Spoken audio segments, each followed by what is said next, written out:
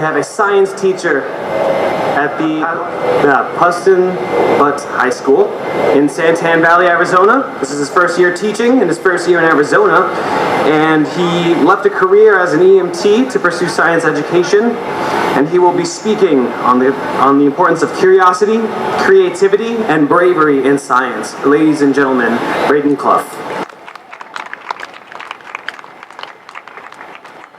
Good afternoon.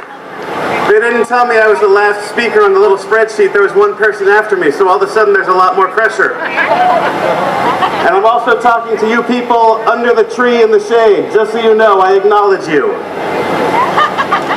I am a science teacher. I'm an earth science teacher, like Miss Gray, who spoke before me, and as she was speaking, boy, could I relate to the things that she was saying about the trials of teaching science in the high school environment and teaching earth science, which is one of the sciences where it doesn't have the math of chemistry. So they put the students in who have trouble with math, who may not be as interested or dedicated. Things like that. And yet, teaching, you can still have so many moments where you might not even realize it at the time, but as you think back on the day, you think, I may have just inspired someone. And there's no greater feeling than that. I would like to talk to you a little bit about history. When I was in undergrad, I could not decide for the life of me what I wanted to do with my life.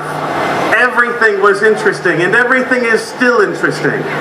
So after 6 years of undergrad, I graduated with a double major in theater and biology, and minors in chemistry and English. So I like to think of myself as well-rounded, but in reality, I'm probably just in too much debt. But between 1715 and 1789 in Europe was a period we call the Enlightenment. The Enlightenment is a revolution in thinking, of philosophy, in science, in art, in rationality. It's called the Age of Reason. And no history teacher today will call that a bad thing. So why is it considered a bad thing now? We have so many appeals to emotion, so many appeals to what we want, or to profit, or what's expedient, or what's easy. That is not what science is about, and that's not what this march is about. In my classroom, I have a motto. It's a Latin phrase. It is sapere aude. S-A-P-E-R-E-A-U-D-E.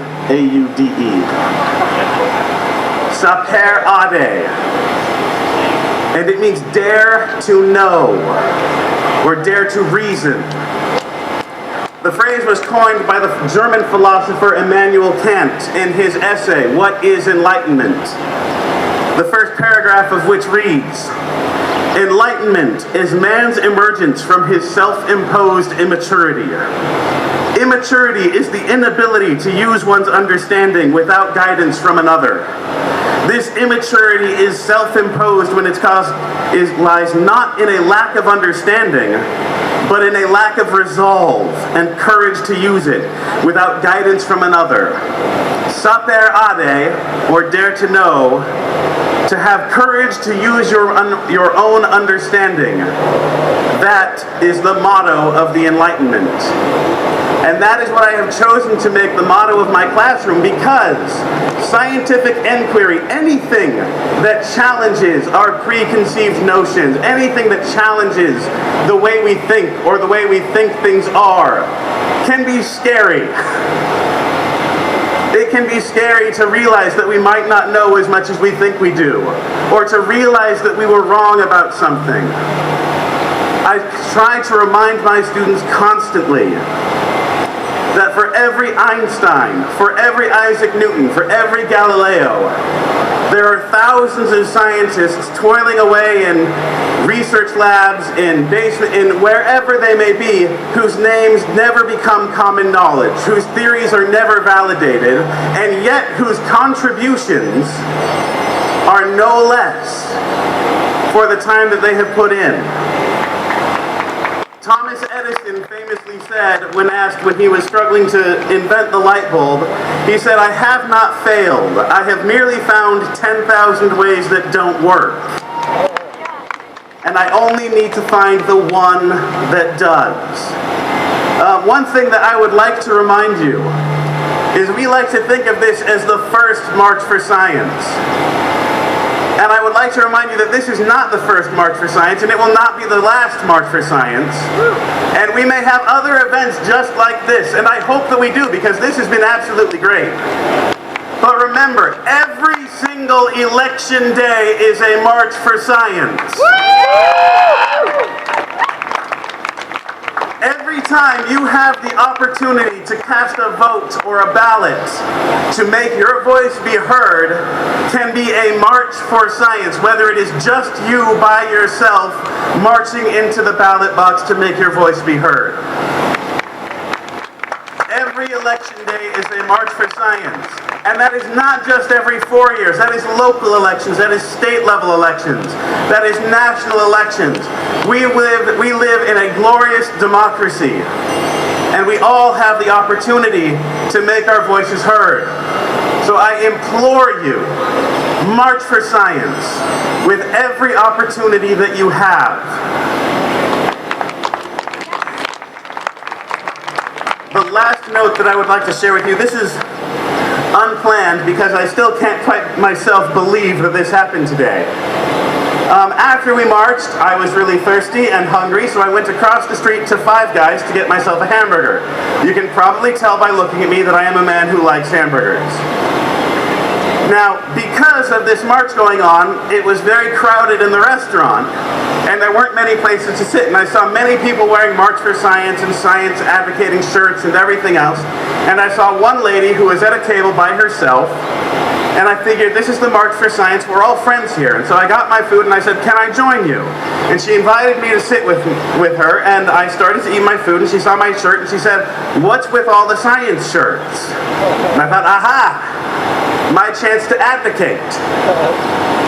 And so I started talking about how this event is for people who are science enthusiasts, who are scientists, who care about the direction that this country is going in regard to science.